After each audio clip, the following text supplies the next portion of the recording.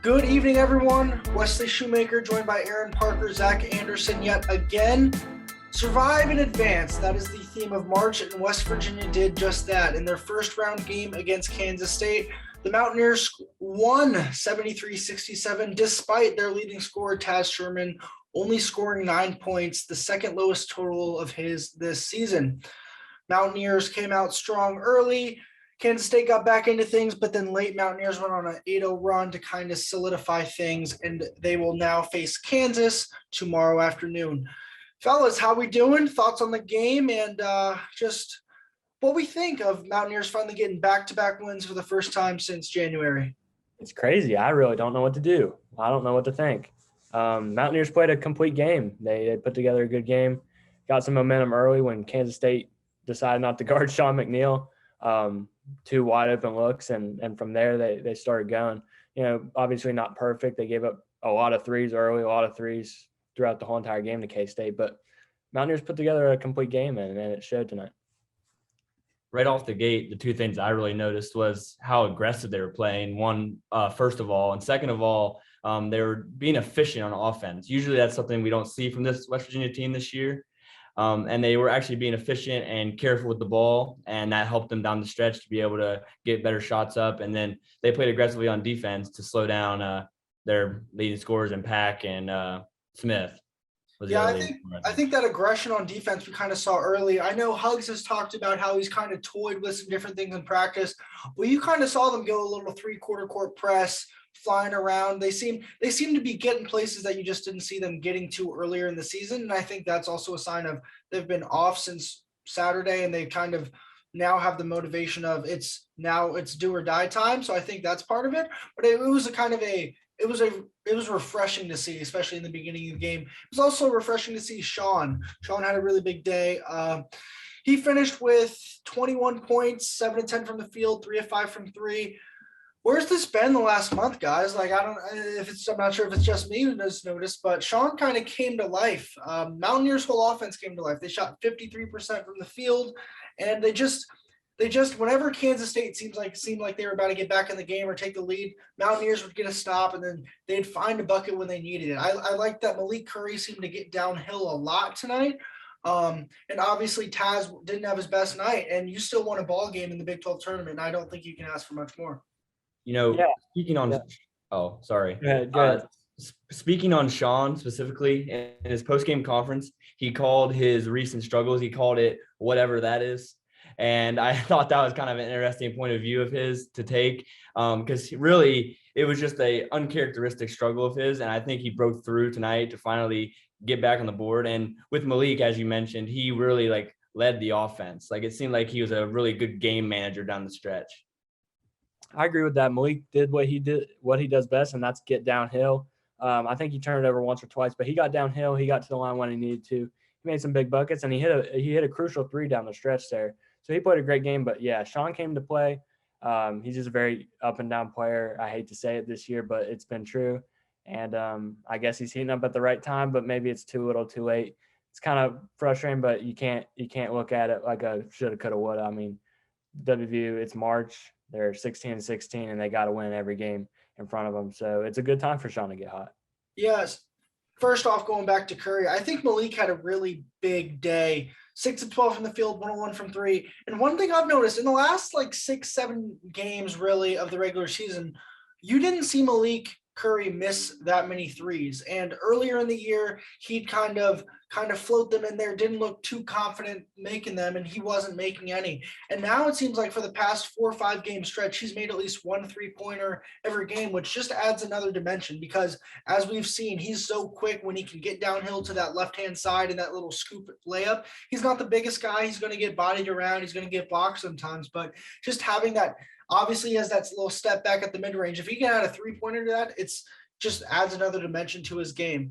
Going back to Sean, though, I think we've been waiting to see this Sean Mcneil for a while. I think there's been games where he's had open shot after open shot after open shot, and he's just missed. And I also think kind of getting away from home does help that too, because I feel like if you're a player and you hear the groans of your home crowd after you miss an open three and you miss it again, it's just not conducive to your confidence. And I think him kind of getting that first early shot from that corner, making that, coming back again, getting another open look from the corner. Those are two quick buckets that kind of, if you're a shooter, gets you going. So yeah, that's what I'm saying. That early spark from Sean, that the defense there is terrible. And to let a guy like that, one of the best shooters, just pure shooters in the Big 12, get open like that, that's not good because he's a confidence guy. He's a shooter. He needs to see those go down. And when shot one and shot number two are easy, just like warm-up shots, you could be in trouble. And I don't think Bruce Weber was happy with, the early defense there. And, it proved to be crucial for the Wildcats. I mean, they couldn't really – Sean ended up scoring 21. And, what I was surprised with was late in the game, Sean was back cutting for that layup. That's something we haven't seen much. And he made the layup too. That's the crazy thing. I know. Yeah, it was not a guaranteed layup either. We've seen the Mountaineers get back cutted to death this year, and I love seeing WVU actually do it to somebody else. I wish we would have seen more of that this year, but glad they did it tonight. It also seemed like Sean sort of fed off the crowd a little bit. Like, just like you mentioned how the home crowd would groan if he missed an open shot. It seemed like that full Kansas State crowd tonight kind of gave him a little bit of fuel, I guess, to his fire. So Zach, question on that. You were obviously at the game. For everyone who's listening, Zach Anderson was covering the game. Aaron Parker and I are both back in West Virginia. So what was the crowd like? Like, if you could describe it for us. Obviously, it's in Kansas City, so there were probably more Kansas State fans. But was it a full house? Was it what was the split of the crowd, you think, West Virginia to Kansas State? It was a pretty packed house, but I wouldn't say full capacity, probably about 80-85% capacity. There were some seats up above that were kind of empty, but the split on Kansas State fans was not even comparable. I mean, there was probably 10 Kansas State fan to every one WVU fan. I mean, it was that bad of a difference, which, I mean, being so close to Manhattan, I mean, it makes sense that Kansas State would show up like that, but it essentially made it an away game for the Mountaineers. And that played into the end of the game. It did. They were really loud whenever Kansas State was making comebacks and making runs, and it played into the Mountaineers against the Mountaineers as the game went on. One thing I hope West Virginia does know is that tomorrow at 3:00, 2:00 Central Time, it's going to be a full house, and it's going to be a full house of Rock Chalk Jayhawk, and they better be ready for it. Otherwise, if they get punched in the mouth early, it might be a long day. One thing I want to get to, a couple things actually, is Kansas State's offense. Obviously, Mark Smith, Nigel Pack, they got theirs, which is expected. Like, best players are going to shine, best players are going to score, and you just kind of have to live with that. But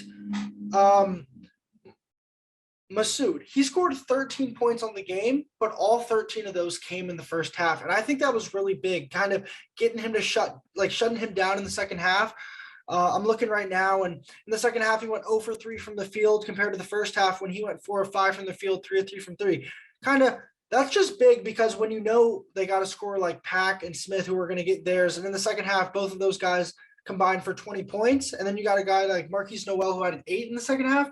I just feel like shutting down one scorer kind of takes something away from their offense, which helps you compete. And I just want to get your guys' thoughts on that. Yeah, I agree. And then, I mean, if you look at it, Noel and Mike McGurl combined for 14 points. I think you'll take that all day, especially with the experience from Mike McGurl. I think McGurl had like 6 or 8 against the Mountaineers in Manhattan, 6 tonight. That's big time. Like you said, Masood, I thought he looked really good early. I thought he was able to rise up good. He's got some height, and he's got a nice looking jump shot. But 13 in the first half and nothing in the second half. That's big time for the Mountaineers. And in Manhattan, Pat got his, but everybody else was upper teens. Noel had 21. So I think WVU did a good job in kind of balancing that out a little bit. From what I noticed with the adjustments that you talked about in the second half, where Masood only scored or didn't score in the second half, I think the Mountaineers were a little surprised at how well he was extending his range in the first half. I mean, I'm not sure if he's someone we're used to pulling up and going 3 for 3 from beyond the arc, and I think the Mountaineers really keyed in on that the second half. Yeah, I think also in the first half, Kansas State was just shooting lights out from beyond the arc. I know early it seemed like they couldn't miss from beyond the arc, and it's hard when you're defending so well, but then you have to go 3-4 feet beyond the 3-point line and defend, and then you're susceptible down low when you don't really have a true big. And I think teams like that, when you spread West Virginia out, we've seen them take advantage of that. And I think West Virginia was fortunate that Kansas State didn't make as many threes in the second half as they did in the first half, just because if they did, it could have been a long evening for the Mountaineers, but fortunately it was not. One other thing, big storyline for West Virginia was the man himself, Taz Sherman. Sherman has obviously carried this offense this year, and it looked like when he had 4 points, I was like, when he had 4 points, I was like, oh man, this is not what you want. Obviously at the half, I think he had 4 at the half. And West Virginia was still up 4. I tweeted out, I said, I'd take that 10 times out of 10 because he's your best player, he's your best scorer. You think he's going to get his, he didn't tonight. He had his second lowest scoring output of the season. The one positive I'll take from that is that tomorrow, like if we're just thinking about law of averages here, if Taz Sherman averages 18 points per game, if he scores 9 tonight, well, you're thinking, oh man, he might go off for 27 tomorrow, like just things like that because West Virginia did win. But in your opinion, Zach, was there something that Kansas State was doing to stop Sherman, or you just think it was an off night?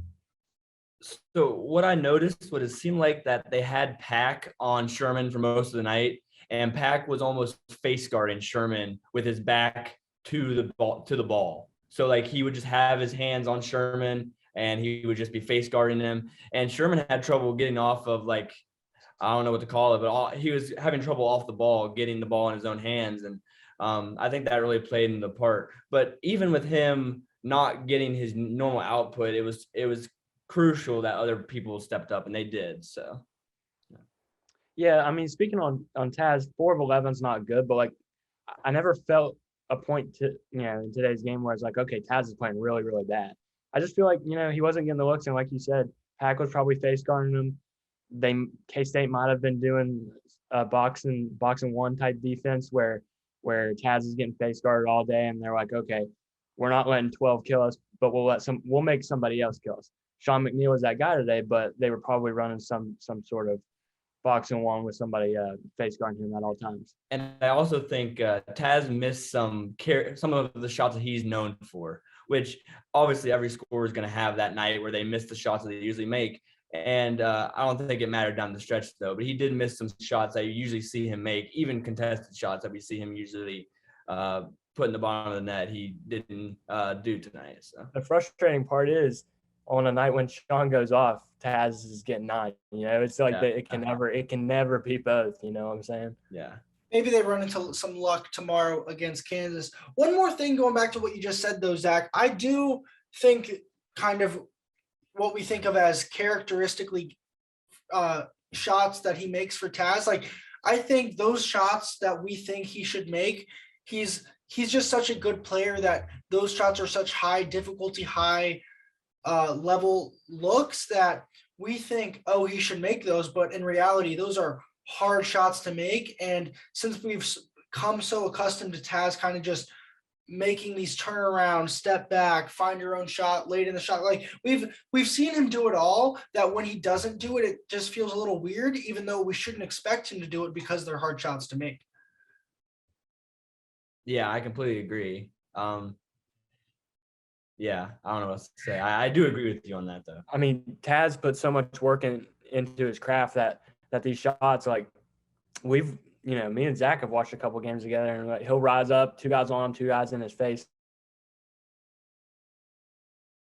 But like we know it's going in, and it's just nothing but net. So he devotes so much time to his craft, and but no, he wasn't hitting all the shots tonight. But it's like, are those really easy shots? Maybe they're easy for him, but no, those are tough shots, tough J's, tough fadeaways. So you're gonna miss them, one night after another. Yeah.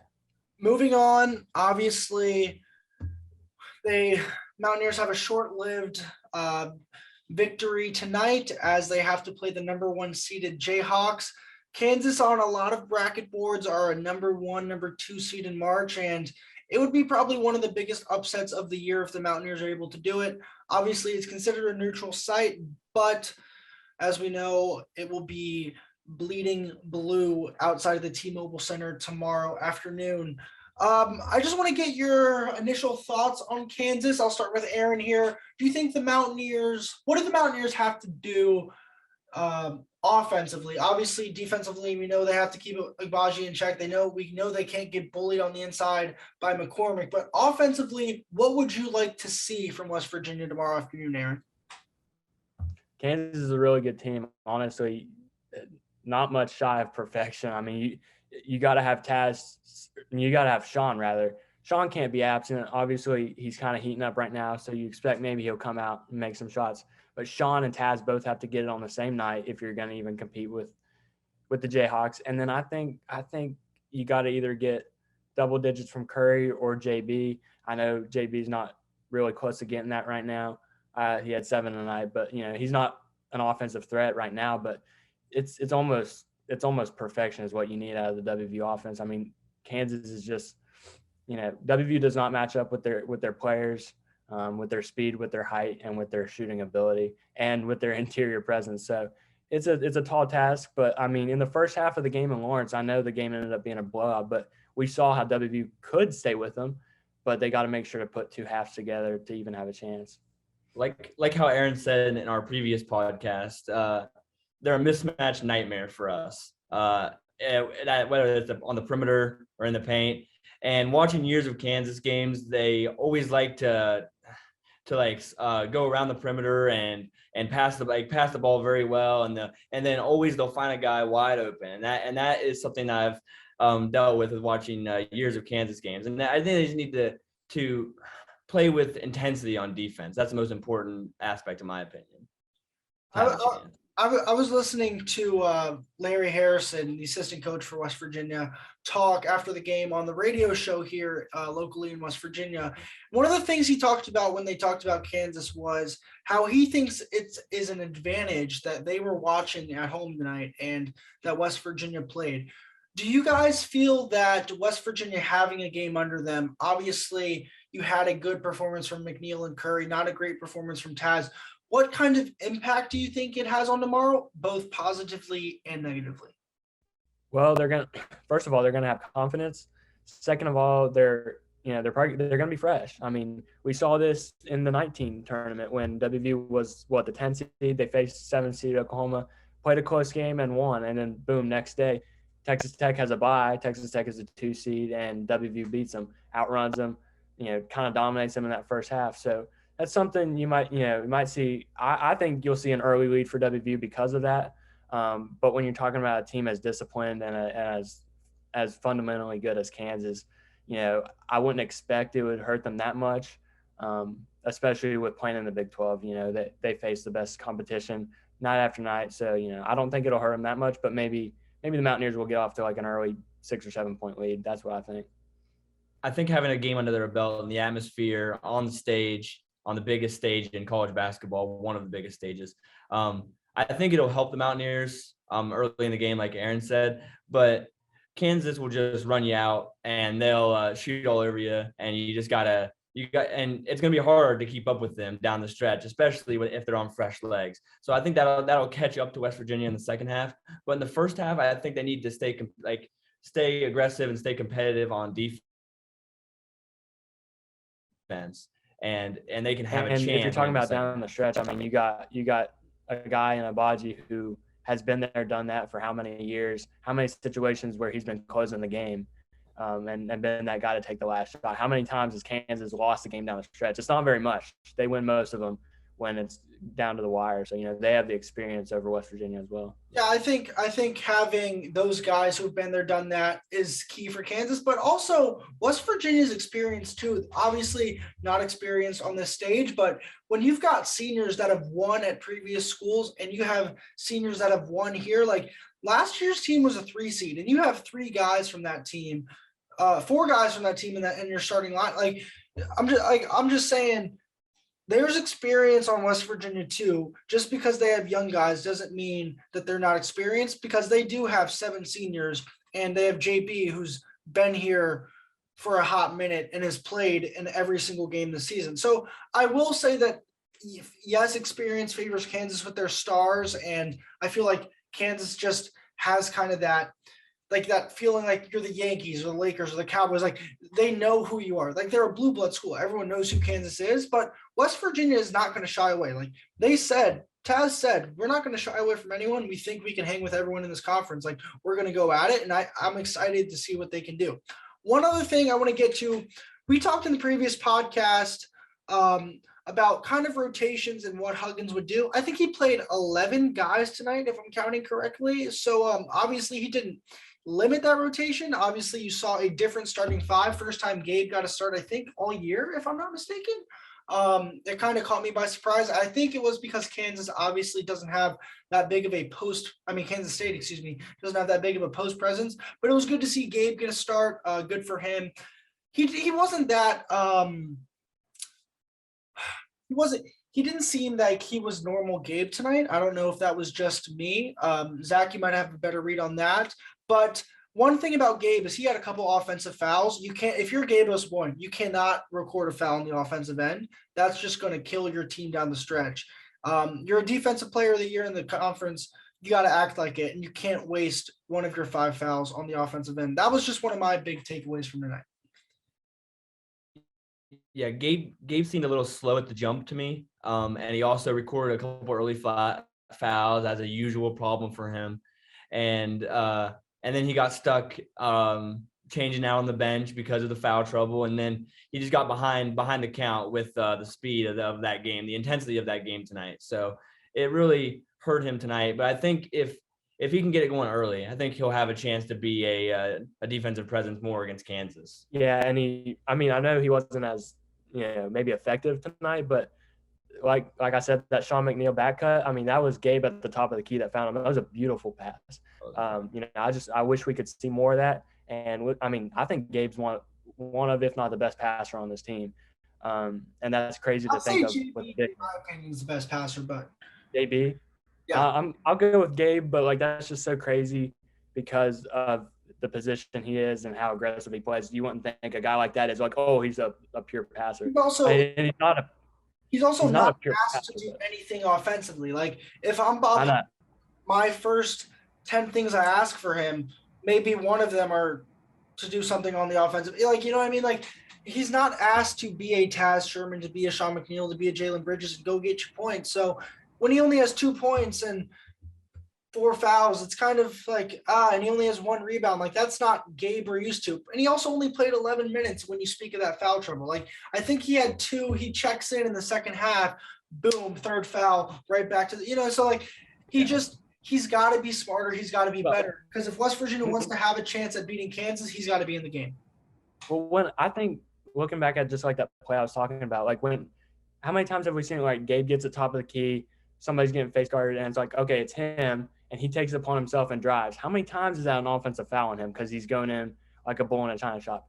Or how many times does he miss the layup either way? Yeah, and miss a layup. If WVU's guys like Sean, JB, I don't know if Malik's in there, somebody like that, back cut their man, go to the hoop and get a little bit of space. Gabe's going to find you, whether it be a bounce pass or a hard chest pass. So I'd like to see that more from WVU's guys, movement without the ball, so Gabe doesn't have to take it in his own hands and charge into a guy. I think hopefully Gabe goes back to being the Gabe we know him as tomorrow. If he can, I think West Virginia is going to be in a better spot going against Kansas. Speaking of Kansas, West Virginia, I will go first with predictions.